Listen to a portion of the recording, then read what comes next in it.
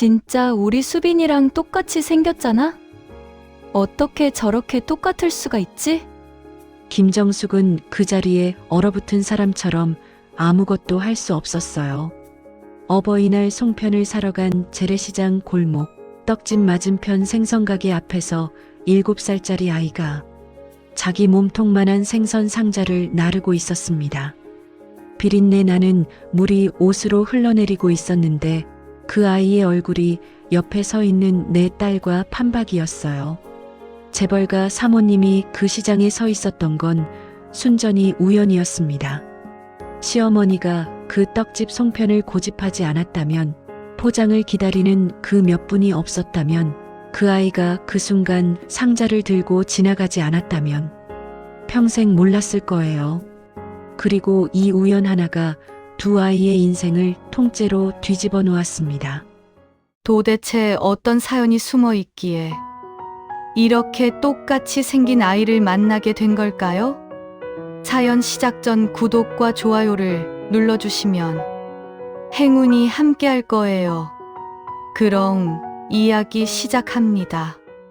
1986년 5월 8일 어버이날이었어요. 서울 한남동 고급 주택가에 아침 햇살이 내려앉고 있었습니다. 한도그룹 회장 부인 김정숙은 아침부터 마음이 바빴어요. 시어머니 어버이날 선물 때문이었습니다. 시어머니는 백화점 선물은 거들떠보지 않는 분이었어요. 비싼 한우 세트를 사드려도 돈으로 때우려고 하냐고 했고, 수입 과일 바구니를 보내도 이런 거 누가 먹냐고 밀어내셨습니다. 시어머니가 유일하게 좋아하신 건 의정부 제1시장 안에 있는 3대 떡집 송편이었어요. 돌아가신 시아버지와 신혼 때부터 사드시던 떡이라고 해마다 입버릇처럼 말씀하셨습니다. 그 집 송편은 며느리가 직접 가서 사와야 정성이지. 배달을 시키면 성의가 없다고 하시는 분이었어요. 정숙이 7살 수빈이 손을 잡고 차에 올랐습니다. 수빈이를 데려간 건 시어머니가 손녀를 보면 기분이 풀리시니까. 운전기사인 박 기사가 의정부 방향으로 차를 몰았어요. 40분쯤 달려서 제1시장 입구에 도착했습니다. 차가 시장 안으로는 들어갈 수 없었어요. 정숙이 수빈이의 손을 잡고 직접 걸어 들어갔습니다. 재벌가 사모님이 재래시장을 걸었습니다. 구두굽이 젖은 바닥에 미끄러졌어요. 좌판 위에 쌓인 채소 더미, 비린내를 풍기는 생선 좌판, 확성기에서 흘러나오는 떨이세일 목소리. 정숙이 평소에는 절대 오지 않는 세계였어요. 수빈이가 신기한 듯 두리번거리며 엄마 손을 꽉 잡았습니다. 3대 떡집은 시장 안쪽 골목에 있었어요. 찐떡 냄새가 골목을 따라 흘러나왔습니다. 정숙이 송편 2상자를 주문하고 포장을 기다리는 동안 수빈이가 가게 앞에서 서성거렸어요. 5월 햇볕이 좁은 골목으로 비스듬히 내리쬐고 있었습니다. 그때였어요. 떡집 바로 맞은편 생선가게 앞으로 한 아이가 지나갔습니다. 스티로폼 생선 상자를 양팔로 껴안고 뒤뚱거리며 걸어가는 7살쯤 된 여자아이. 상자가 아이 몸통만 했어요. 비린내 나는 물이 아이의 옷으로 흘러내리고 있었습니다. 정숙이 무심코 그 아이를 봤어요. 그리고 숨이 멎었습니다. 수빈이와 판박이었어요. 동그란 눈, 오밀조밀한 입술, 뽀얀 살결, 머리 모양도 얼굴 윤곽도 수빈이를 복사한 것처럼 똑같았습니다. 다른 건 아이의 차림새뿐이었어요. 때가 탄 러닝 셔츠에 짝짝이 슬리퍼, 팔에 멍이 있었습니다. 정숙의 다리에서 힘이 빠졌어요. 떡집 기둥을 잡지 않았으면 주저앉았을 겁니다. 진짜 우리 수빈이랑 똑같이 생겼잖아? 어떻게 저렇게 똑같을 수가 있지? 정숙은 그 자리에 얼어붙은 사람처럼 아무것도 할 수 없었어요. 쌍둥이. 그 단어가 머릿속에서 터졌습니다. 정숙에게는 이란성 쌍둥이 딸이 있었거든요. 수빈이와 수아. 같은 날 같은 시간에 태어났는데 이 두 아이는 너무 안 닮았어요. 수빈이는 정숙을 빼닮은 이목구비였고 수아는 어디를 닮았는지 알 수 없는 널쩍한 얼굴이었습니다. 시어머니가 수아를 볼 때마다 이게 무슨 쌍둥이냐고 했어요. 정숙은 웃어넘겼지만 새벽에 수아의 잠든 얼굴을 들여다보며 혼자 불안해한 밤이 한두 번이 아니었습니다. 7년간 묻어두었던 그 불안이 지금 이 골목에서 한꺼번에 올라왔어요. 아이가 생선 상자를 가게 안으로 옮기고 다시 나왔습니다. 그때 가게 안에서 여자의 날카로운 목소리가 터졌어요. 은서야, 이게 이른 거사. 상자 하나 나르는데 왜 이렇게 느려? 은서, 아이의 이름이었습니다. 은서가 고개를 숙이고 다시 상자를 들어 올렸어요. 상자가 무거웠는지 아이의 팔이 후들거렸습니다. 상자 모서리가 아이의 턱에 닿아 있었어요. 생선 비린내가 아이의 옷에 배어 있었고 슬리퍼 사이로 보이는 발가락에 물집이 잡혀 있었습니다. 이 아이는 오늘 아침부터 이 일을 하고 있었던 거예요. 어버이날 아침에 정숙이 떡 상자를 받아든 손이 떨렸습니다. 수빈이가 엄마 치마를 잡아당기며 물었어요. 엄마, 쟤 나랑 왜 똑같이 생겼어? 정숙은 대답할 수 없었습니다. 눈을 뗄 수가 없었어요. 7살짜리 아이가 자기 몸통만 한 생선 상자를 나르고 있었고 옆에 서 있는 내 딸과 같은 얼굴이었습니다. 정숙이 떨리는 손으로 남편에게 전화를 걸었습니다. 여보, 지금 와줘. 의정부 제일시장이야. 우리 딸 찾은 것 같아. 남편 한도연이 의정부 시장에 도착한 건 전화를 받은 지 1시간 만이었어요. 정숙의 전화를 받자마자 비서실에 지시를 내렸습니다. S병원 산부인과 기록 전부 확보하라고. 그리고 아내가 서 있는 시장 골목으로 달려왔어요. 정숙은 1시간째 떡집 앞에서 움직이지 못하고 있었습니다. 떡 상자를 가슴에 안은 채 생선가게 쪽을 바라보고 있었어요. 도연이 아내의 어깨를 잡았습니다. 정숙의 입술이 파르르 떨렸어요. 저 아이를 봐요. 수빈이랑 똑같은 얼굴이에요. 도연이 골목 맞은편을 봤습니다. 생선가게 앞에서 고무대야에 물을 받고 있는 아이가 보였어요. 도연의 안색이 변했습니다. 말이 필요 없었어요. 그 얼굴은 자기 딸이었습니다. 그날 밤 한도그룹 고문 변호사가 움직였어요. 가장 먼저 한 일은 S병원분만 기록 확보였습니다. 1979년 정숙이 쌍둥이를 낳은 날 같은 시간대에 분만한 산모가 한 명 더 있었어요.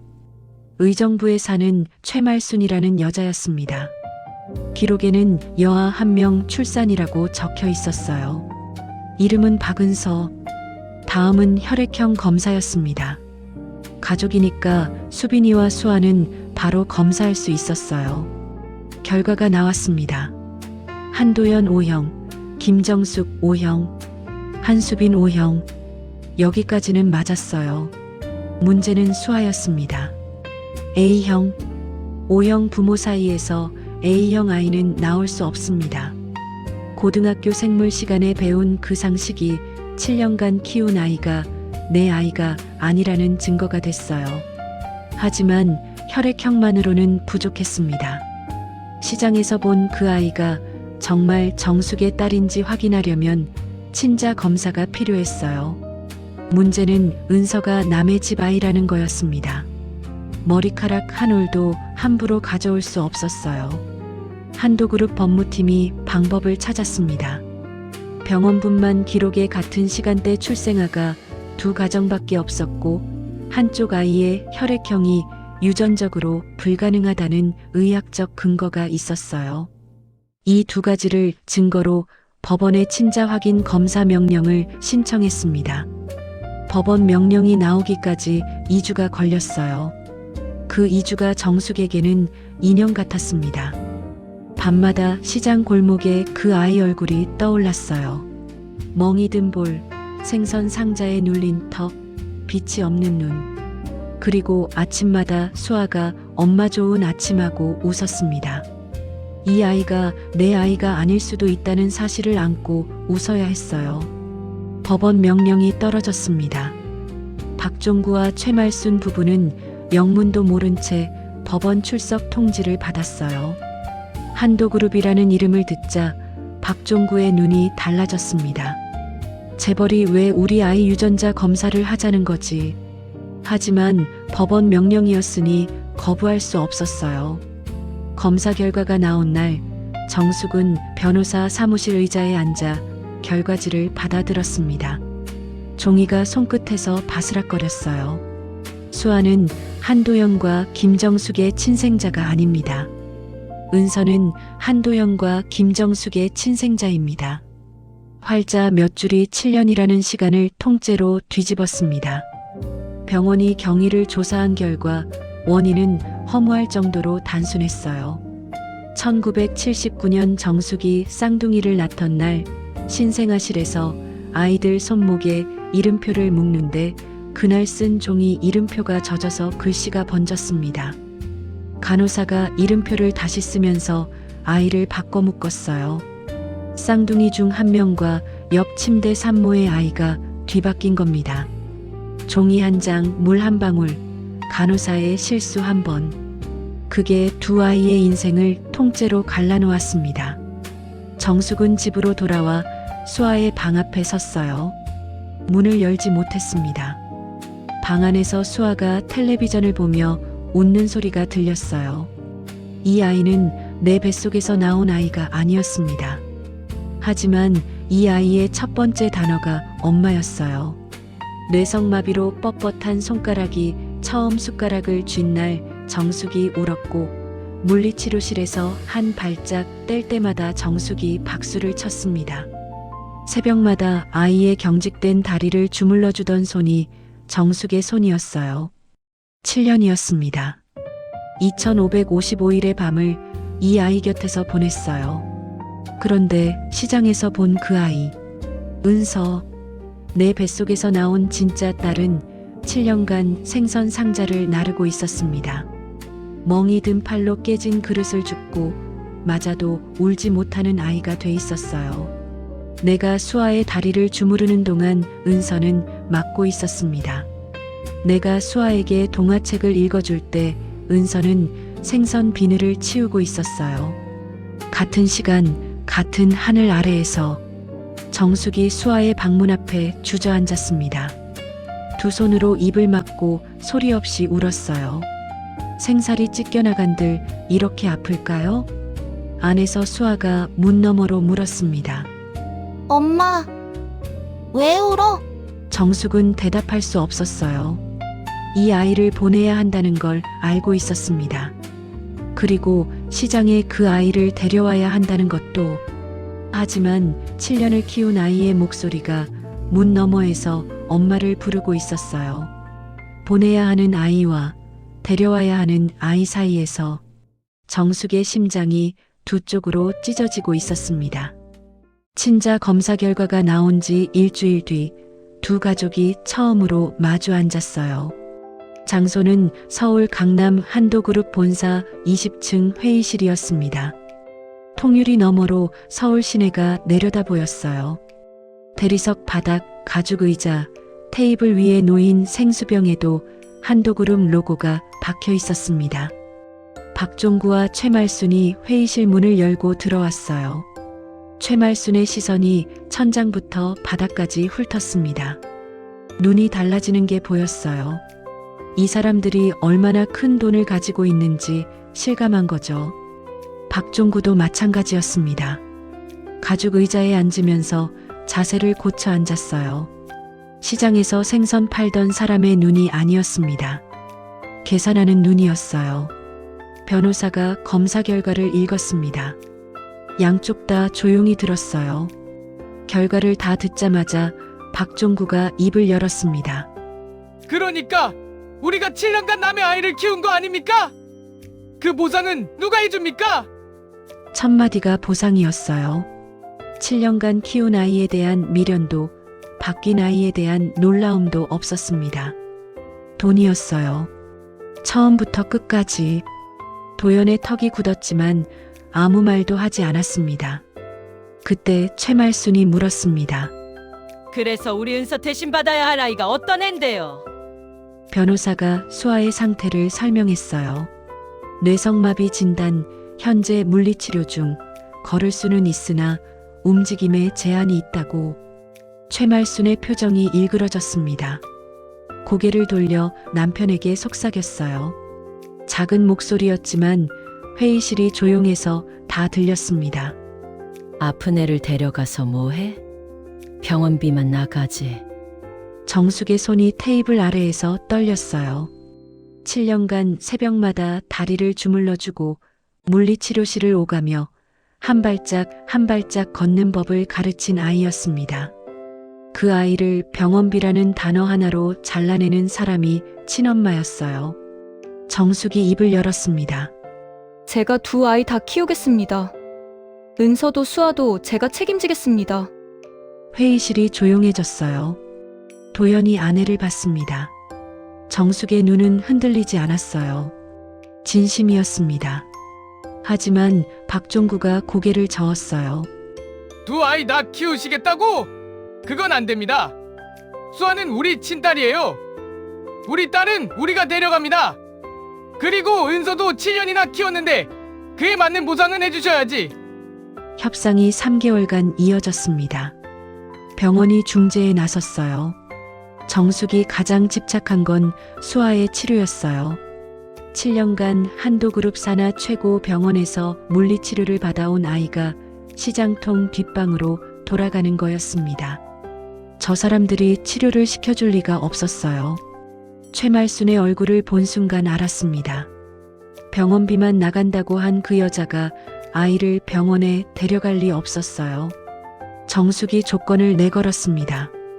수아의 평생 치료비를 한도그룹이 전액 부담한다. 지정병원에서 매주 물리치료를 받게 하고 치료비는 병원에 직접 지급한다. 거기에 매달 수아의 생활비와 영양비를 별도로 보낸다. 재벌가 답게 거액이었어요. 박종구의 눈이 다시 달라졌습니다. 매달 들어오는 돈의 액수를 듣는 순간 고개를 끄덕였어요. 아픈 아이를 키우는 게 싫었던 부부가 돈의 액수를 듣고 나서야 아이를 받겠다고 한 겁니다. 아이들을 교환하는 날이 왔어요. 장소는 병원 로비였습니다. 정숙이 수아의 손을 잡고 나왔어요. 수아는 7살이었지만 상황을 알고 있었습니다. 아이들은 어른이 생각하는 것보다 훨씬 많이 알아요. 며칠째 엄마가 우는 걸 봤고 아빠가 밤마다 전화하는 걸 들었으니까요. 수아가 정숙의 치마를 움켜쥐었어요. 작고 뻣뻣한 손가락이 천을 잡아당겼습니다. 엄마, 나 안 갈래. 정숙의 심장이 무너졌어요. 이 아이의 첫 마디가 엄마였습니다. 처음 숟가락을 쥔 날도, 처음 새 발짝을 걸은 날도 정숙이 곁에 있었어요. 7년이었습니다. 종이 한 장이 이 아이를 남의 아이로 만들었지만 7년은 종이보다 무거웠어요. 정숙이 수아 앞에 무릎을 꿇었습니다. 아이의 얼굴을 두 손으로 감쌌어요. 눈물이 흘러내렸지만 목소리는 가라앉혔습니다. 엄마가 꼭 다시 찾으러 갈게. 약속해. 수아가 최말순의 손에 이끌려 걸어갔어요. 뇌성마비로 느린 걸음이었습니다.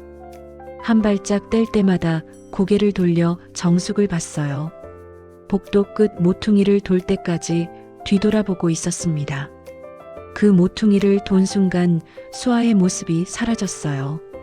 정숙은 그 자리에 서서 움직일 수 없었습니다. 빈 복도에 아이의 슬리퍼 끌리는 소리만 남았어요. 은서가 도연의 손을 잡고 다가왔습니다. 내 뱃속에서 나온 아이, 7년 만에 돌아온 친딸이었어요.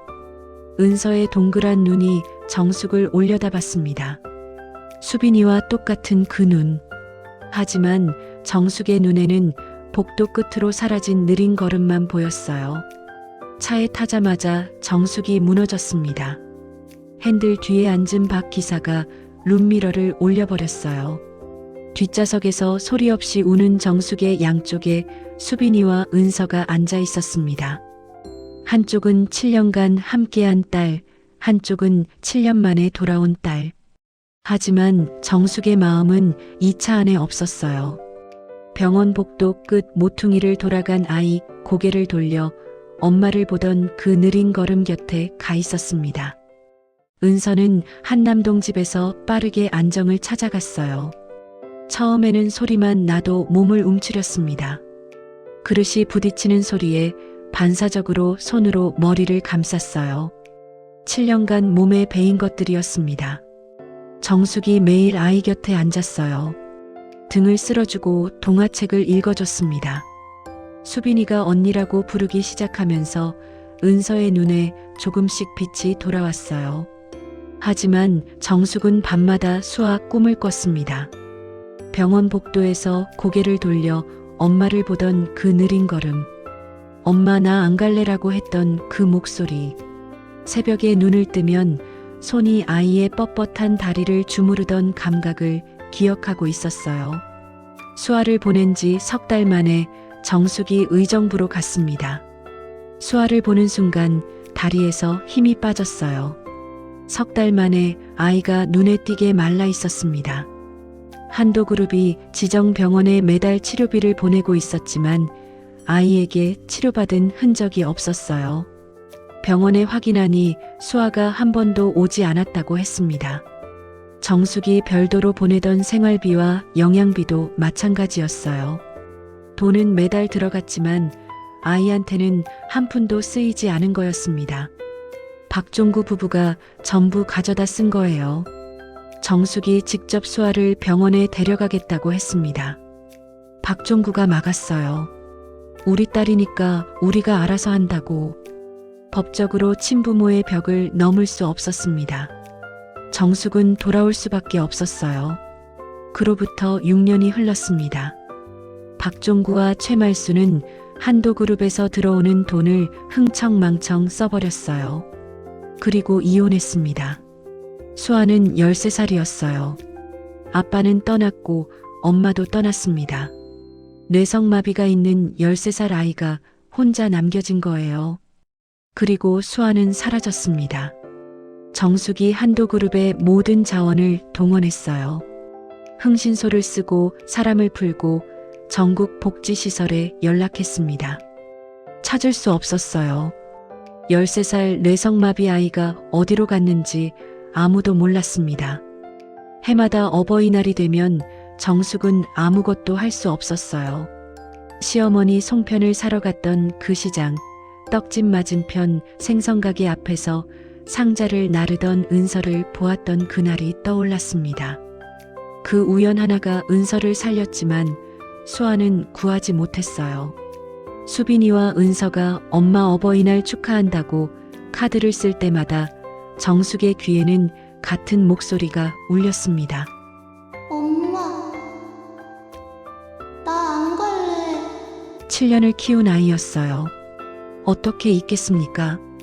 그 아이가 지금 어디서 무엇을 하고 있는지, 밥은 먹고 있는지, 치료는 받고 있는지 아무것도 알 수 없었습니다.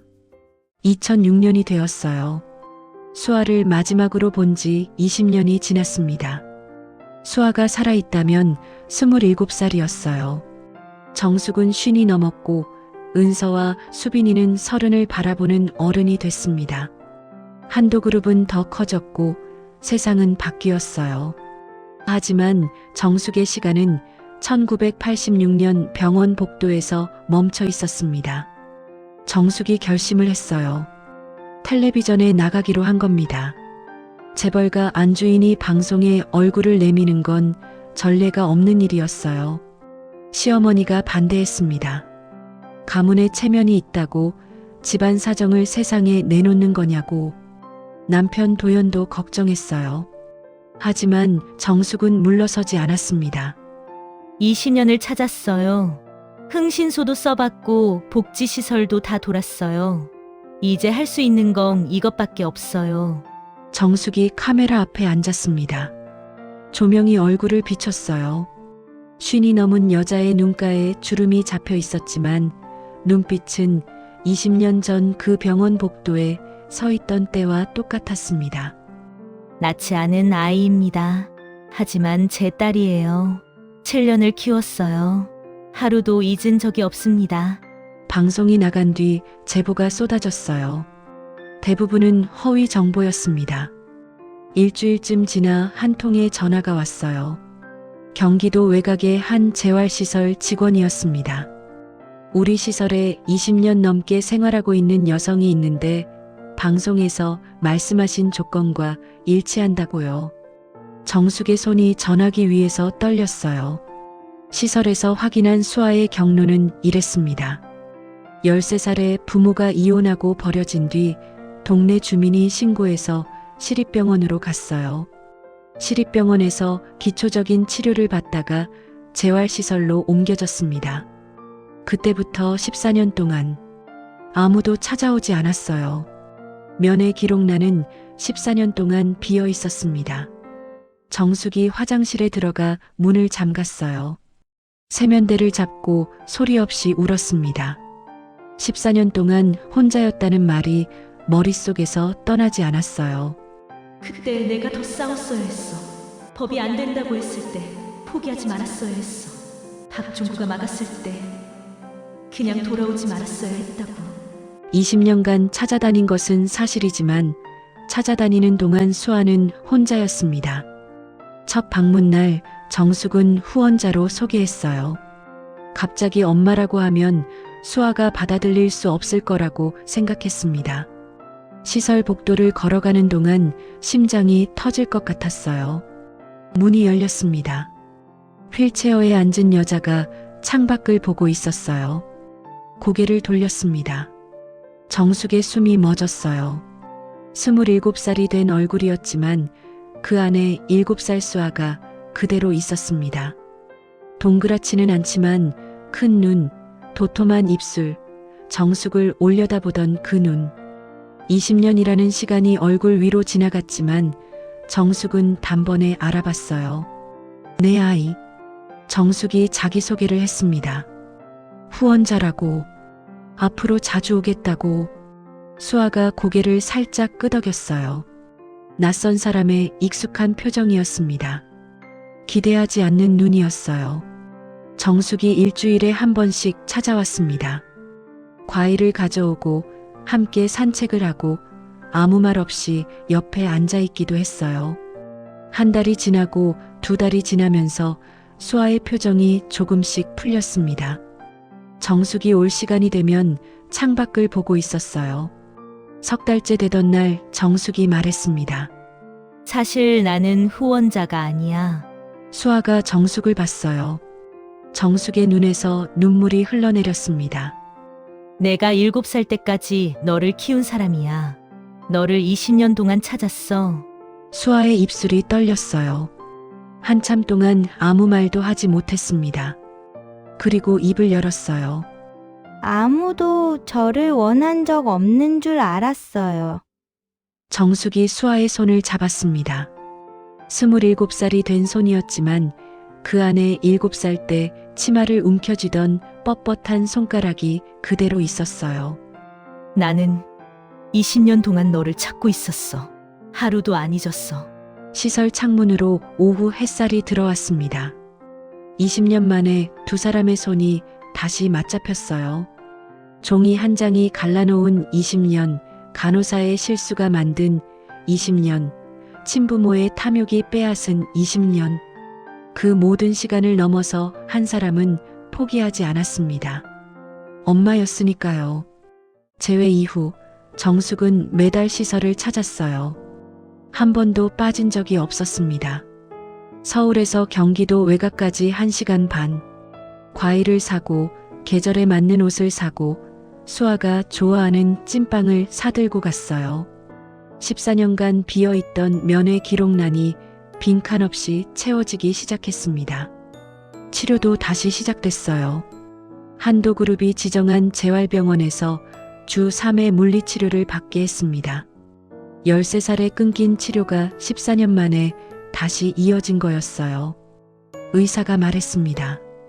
어릴 때 꾸준히 치료했으면 지금 혼자 걸을 수 있었을 거라고.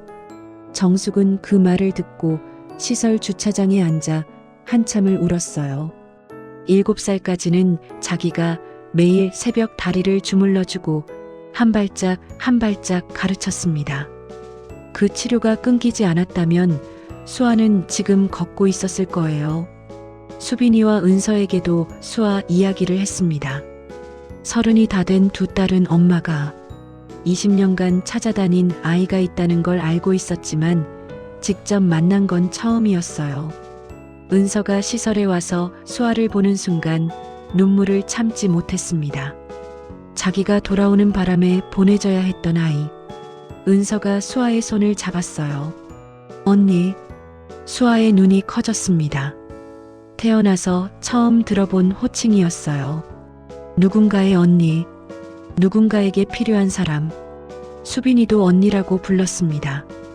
핏줄로 이어진 사이는 아니었지만 한 사람의 사랑이 만들어낸 가족이었어요. 수아는 돌봄 도우미의 도움을 받아 조금씩 독립적인 생활을 해나갔습니다. 휠체어 없이 보조기구만으로 짧은 거리를 걸을 수 있게 됐어요. 매주 일요일 저녁 정숙에게 전화를 걸었습니다. 처음에는 감사합니다라고 했어요. 몇 달 뒤에는 안녕하세요로 바뀌었습니다. 그리고 1년쯤 지났을 때 수아가 전화기 너머로 말했어요. 어머니. 정숙이 전화기를 잡은 채 소리 없이 울었습니다. 7살 때 엄마라고 부르던 아이가 28배 어머니라고 부르고 있었어요. 7년의 기억이 20년의 공백을 이긴 순간이었습니다. 3년 뒤 도연에게 암이 찾아왔어요. 제주도에서 요양해야 했습니다. 정숙은 남편 곁을 떠날 수 없었어요. 수아에게 전화로 말했습니다. 당분간 올 수 없을 것 같다고. 수아가 괜찮다고 했어요. 당분간이 10년이 됐습니다. 도연의 투병이 길어지면서 정숙은 제주를 떠날 수 없었고 수아도 몸 상태가 나빠져서 서울 밖으로 이동하기 어려웠어요. 두 사람은 만나지 못했습니다. 하지만 매주 일요일 저녁 전화는 한 번도 끊기지 않았어요. 10년 동안 520번의 일요일. 전화기 너머로 계절이 바뀌고 서로의 목소리가 변해갔지만 일요일 저녁 7시에 전화벨이 울리는 건 변하지 않았습니다. 어느 일요일이었어요. 수아가 오랫동안 하고 싶었던 말을 꺼냈습니다. 어머니, 왜 저를 안 잊으셨어요? 낳지도 않으셨잖아요. 저는 아프기까지 한데. 전화기 너머로 수아의 숨소리가 떨리고 있었어요. 아무도 원하지 않았던 아이. 친부모가 버린 아이. 그런 자기를 왜 잊지 않았느냐고 묻는 거였습니다. 정숙이 대답했어요. 수아야, 내가 처음 엄마라고 부른 게 돌도 안 됐을 때야. 숟가락 쥐는 법을 내가 가르쳤어. 한 발짝 걷는데 석 달이 걸렸는데 매일 내가 내 손을 잡았어. 종이 한 장이 바뀐다고 그게 지워지니. 낳지 않았지만 나는 내 엄마야. 전화기 너머가 조용해졌어요. 수아가 울고 있었습니다. 소리 없이. 7살 때 병원 복도에서 울지 못했던 아이가 처음으로 마음껏 울고 있었어요. 한참 뒤에 수아가 말했습니다. 울음이 섞인 목소리였지만 떨리지 않았어요. 어머니, 다음 일요일에도 전화할게요. 정숙이 웃었습니다. 눈물이 흘렀지만 웃고 있었어요. 그래, 어머니 여기 있어. 전화가 끊긴 뒤에도 정숙은 전화기를 내려놓지 못했습니다. 창밖으로 제주 바다가 보였어요. 저녁 햇살이 바다 위에 금빛길을 만들고 있었습니다. 낳은 사람은 버렸지만 키운 사람은 40년을 놓지 않았습니다. 낳은 것만으론 가족이 되는 게 아니었어요. 가슴 졸이며 키웠던 날들, 아이의 행동 하나에 울고 웃었던 날들이 모여서 모정이 생기고 가슴 아픈 내 자식이 되는 것입니다. 이야기는 여기서 끝입니다.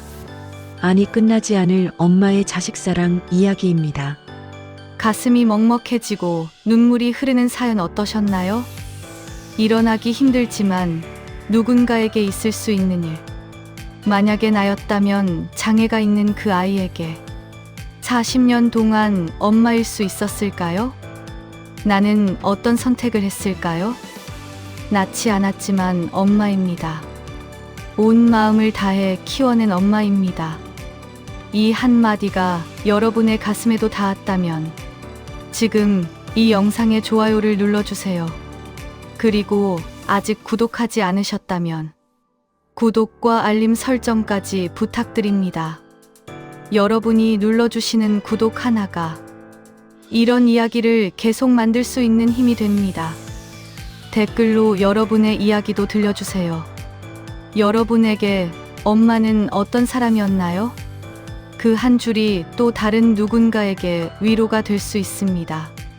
시청해 주셔서 감사합니다. 다음 이야기에서 다시 만나요.